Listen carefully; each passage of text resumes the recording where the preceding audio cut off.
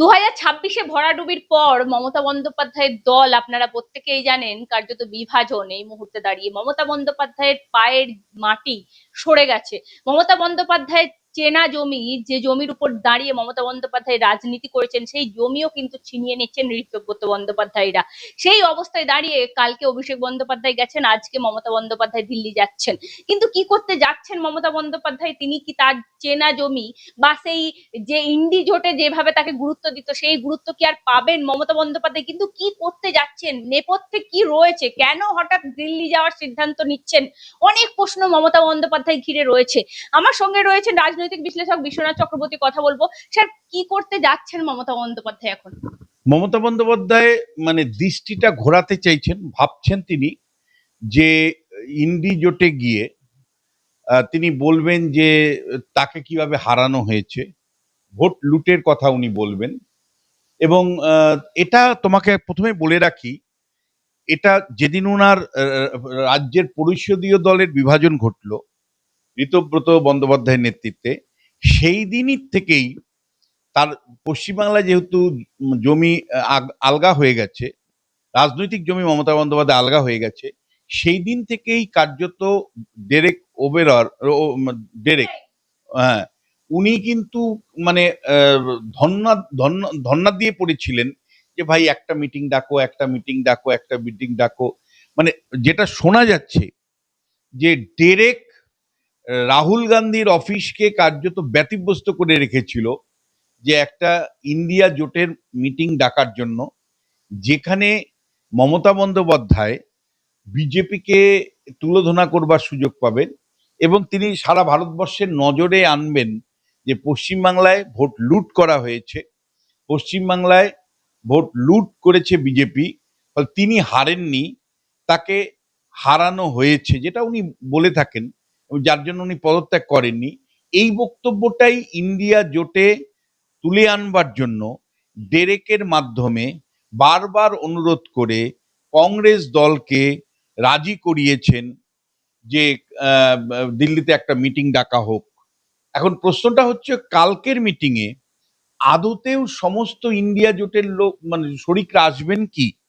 মমতা বন্দ্যোপাধ্যায়ের যে ইমেজ পশ্চিমবাংলায় প্রতিনিয়ত ফুটে উঠছে যে তার দলটাই ছিল চোরের দল, তার দলের কর্মী সমর্থকদের একটা বড় অংশই দুর্নীতির সাথে যুক্ত ছিল, প্রতিনিয়ত তার এমএলএ থেকে শুরু করে কাউন্সিলর, পঞ্চায়েত সদস্য জেল যাচ্ছে দুর্নীতির কারণে। ফলে এইরকম একটা ইমেজ মমতা বন্দ্যোপাধ্যায় তৈরি করেছেন, যাকে কিন্তু অনেকেই অ্যাভয়েড করতে পারেন আগামীকাল দিল্লিতে। আমি যতটুকু খবর পাচ্ছি তাতে আম আদমি পার্টি কালকের মিটিংয়ে না থাকার সম্ভাবনা প্রবল। সেখানে ডিএমকে, সেটা আরেকটা সমীকরণ, এবং সেই সমীকরণ হলো তামিলনাড়ুর নির্বাচনের পরে কংগ্রেস যেহেতু ডিএমকে কে ছেড়ে বিজয়নকে সমর্থন করেছেন, ফলে ডিএমকে সেই রাগে কালকের মিটিং এ আসবেন না এরকমই মনে করা হচ্ছে। এর পাশাপাশি আরো কিছু দল শুধু মমতা বন্দ্যোপাধ্যায়কে অ্যাভয়েড করার জন্য নাও আসতে পারেন। ফলে কালকের মিটিং আদতেও কতটুকু হবে এবং কারা আসবেন সেদিকে কিন্তু আমাদের নজর থাকবে। এতদিন স্যার ইন্ডি জোটের পিন্ডি চটকেছেন মমতা বন্দ্যোপাধ্যায় দিনের পর দিন। আমি তোমায় বলছি, 2000 শেষ পিন্ডিটা উনি চটকেছিলেন 2024-এর লোকসভা নির্বাচনের আগে। এই মমতা বন্দ্যোপাধ্যায় কতটা স্বার্থের উপর নির্ভর করে রাজনীতি করেন। 2024-এর লোকসভা নির্বাচনের আগে যখন ইন্ডিয়া জোটে সবাই এক রাজি হলো, অশোকা হোটেলে মিটিংটা হয়েছিল, আমি দর্শক বন্ধু আপনারা মনে করার চেষ্টা করুন, দিল্লির অশোকা হোটেলে মিটিং হয়েছিল, যেখানে প্রায় সমস্ত ইন্ডিয়া জোটের শরিকরা হাজির হয়েছিলেন। তারা সবাই মিলে সিদ্ধান্ত নিলেন ওবিসি ক্যাটাগরির অন্যতম মুখ নীতিশ কুমারকে, অর্থাৎ এনডিএ শিবির ভাঙিয়ে নীতিশ কুমারকে তারা প্রধানমন্ত্রী পদে বসাবেন। সেই রকম একটা সিদ্ধান্ত যখন নিল, তখন মমতা বন্দ্যোপাধ্যায় আশ্চর্যজনকভাবে বিজেপি ট্রোজান হর্স হিসাবে, নাকি নিজে প্রধানমন্ত্রী হতে পারবেন না, নীতিশ হয়ে যাবেন, সেই রকম একটা ভাবনার থেকে তিনি নীতিশের প্রধানমন্ত্রী পদপ্রার্থী হওয়াটাকে বিরোধিতা করলেন। এবং একই সাথে তিনি হঠাৎ করে দাবি করলেন যে ট্রাইবাল লিডার, আদিবাসী নেতা মল্লিকার্জুন খাড়গে কংগ্রেসের সভাপতি, তাকে আমরা চাইছি প্রধানমন্ত্রীর মুখ। ফলে রাহুল গান্ধী বিরোধিতা করতে পারেননি, নীতিশ কুমার এনডিএ ছেড়ে বেরিয়ে আসতে পারেননি। এনডিএ জোট ছেড়ে নীতিশ কুমার সেই সময় যদি বেরিয়ে আসতো, এবং বিহারের রেজাল্ট কিরকম হতো, সারা ভারতবর্ষে তার ইম্প্যাক্ট পড়তো। কিন্তু মমতা বন্দ্যোপাধ্যায় সেদিন কোন অঙ্কে নীতিশ কুমারকে প্রধানমন্ত্রী পদপ্রার্থী হিসেবে না মেনে নিয়ে তিনি মল্লিকার্জুন খাড়গের নাম হঠাৎ করে এককভাবে প্রস্তাব রাখলেন, যেটা রাহুল গান্ধীর পক্ষে বিরোধিতা করা সম্ভব ছিল না। পুরো গেম প্ল্যান রাহুল গান্ধীর ঘেঁটে দিলেন মমতা বন্দ্যোপাধ্যায় কার নির্দেশে, এবং সেদিন ইন্ডিয়া জোটকে পিন্ডি চটকে দিয়েছিলেন। আজকে কিন্তু তিনি যখন বিপদগ্রস্ত, সারা রাজ্যের পশ্চিমবাংলার মানুষ যখন তাকে প্রত্যাখ্যান করেছে, তার মুখদর্শন কেউ করতে চাইছে না, সেই সময় তিনি পশ্চিমবাংলার জমি না পেয়ে দিল্লিতে জমি তৈরি করতে যাচ্ছেন। যদিও দিল্লিতে আদতেও তার গ্রহণযোগ্যতা আর আগের মতন সামান্যতম থাকার কথা নয়। রাহুল গান্ধী, তাহলে প্রশ্ন আসবে, কেন মমতা বন্দ্যোপাধ্যায় এর মানে অন্যতম সাংসদ ডেরেক এর রিকোয়েস্টে রাহুল গান্ধী কেন ইন্ডিয়া জোটের বৈঠক ডাকলেন আগামীকাল? দেখো, আমার যেটা মনে হয়, রাহুল গান্ধী মানে ইন্ডিয়া জোটটাকে এখনো ধরে রাখতে চাইছেন, হয়তো সেই কারণেই যে ঠিক আছে।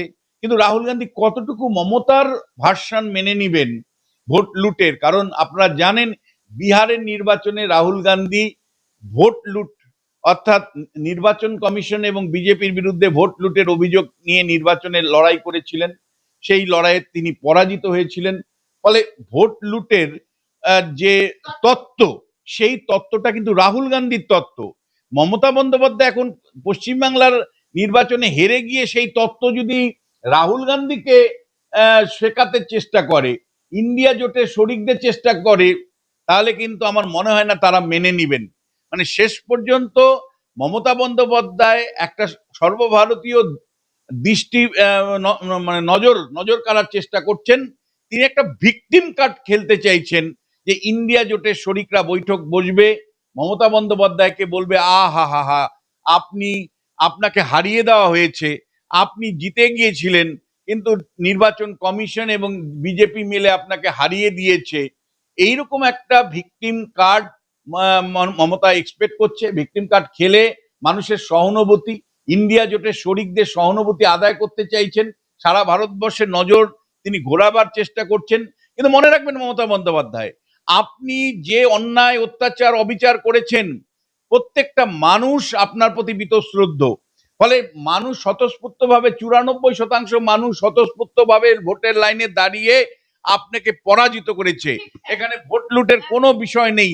আপনি যতই কালকে ইন্ডিয়া জোটের মধ্যে কান্নাকাটি, চিৎকার চেঁচামেচি করেন না কেন, পশ্চিমবাংলার মানুষের কিন্তু তাতে মন গলবে না।